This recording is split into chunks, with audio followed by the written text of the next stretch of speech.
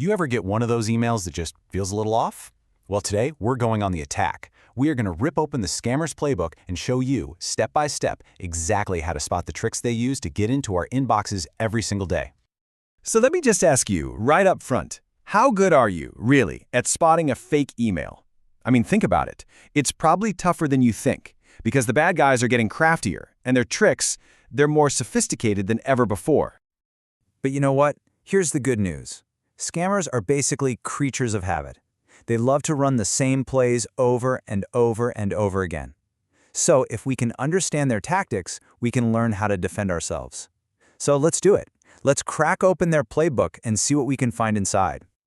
Okay, play number 1. This is the oldest trick in the book and probably the most common. The deceptive disguise. This is all about making a scam email look like it's from a company you already know and trust. And to see how this works in the wild, let's take a look at our first case study, the fake PayPal order. Now, this thing is designed to look exactly like a real receipt. Why? Because they're hoping you'll see an unexpected charge and just freak out. The main technique they're using here has a name. It's called email spoofing. And really, it's just a fancy term for something pretty simple. A scammer fakes the from address. They want you to see that trusted brand name and not look any deeper. And right here, this is the dead giveaway. The email claims it's from service@paypal.com, right? But if you actually look at the real sender, it's just gibberish from some random domain.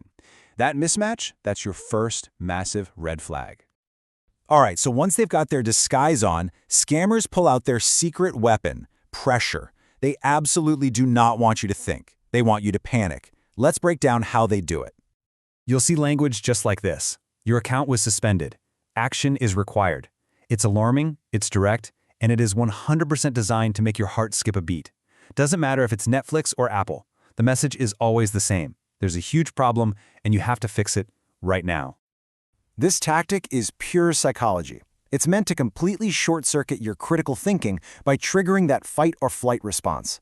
The second we feel that jolt of panic, we're so much more likely to click on a bad link without even thinking twice. And you'll see this play in all kinds of different disguises. A fake PayPal email with a purchase you need to cancel. A Netflix scam threatening to cut you off. A shared document that's about to expire. They're all different stories, but they use the exact same pressure tactic. And all of this, the disguise, the urgency, it all leads to the scammer's real goal, the credential harvesting trap. This is where they put it all together to steal your most valuable digital asset, your password. So let's just walk through how this goes down, step by step. First, you get the bait, that urgent email with a link. You click it, bam, you land on a fake website that looks just like a real OneDrive or Adobe page. Then comes the trap. It asks you to sign in with your Outlook or your Google account. The second you type in your username and password and hit enter, the heist is complete. They're not logging you in, they're just stealing your credentials. But here's the thing. Even in a really sophisticated attack like this one, scammers always leave clues behind. They're literally counting on you being too panicked to notice them. So what were the clues on this one? Well, first off, the URL in the address bar was just total nonsense. It had nothing to do with Microsoft or Adobe. Second, on the fake Adobe page, the title in the browser tab actually said SharePoint Online. That's a Microsoft product. And finally, the page itself was just littered with sloppy grammatical errors. These are the little details that totally give the whole scam away. But what if the scammer doesn't even use a link? Well, their other big play is the dangerous attachment. Instead of trying to get you to click on something, they're trying to get you to open a file that they've literally weaponized. And they use all kinds of disguises for this. A fake Apple receipt might be a Word template. A Netflix payment problem could be hidden in a PDF. A DHL shipping notice might come as an Excel file. Now, some of these are just trying to get you to click another malicious link inside the file, but others are designed to run dangerous code the second you open them. And that code is the real threat. That's what can steal your data or even lock up all your files for ransom. So here it is. Maybe the single most important rule for email safety. Never, ever, ever open an attachment you were not expecting. I don't care if it looks like it's from a legitimate company or even a coworker. If it's a surprise, you have to treat it as a threat. Period.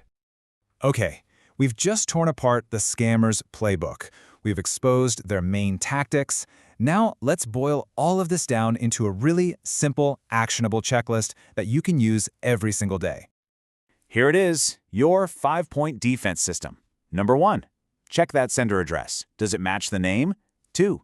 Question any email that tries to make you panic. 3. Hover over links before you even think about clicking. 4. Always be suspicious of unexpected attachments. And 5. Look for bad grammar and silly typos. They're a huge red flag. At the end of the day, this is what it all comes down to. You don't have to be some kind of cybersecurity genius. You just need to know the plays they're going to run. The moment you understand their tactics, you take away all their power. So, there you have it. We've armed you with the scammer's playbook. You know their tricks, you know their tells. The only question left is, are you ready for their next move? Thanks for watching.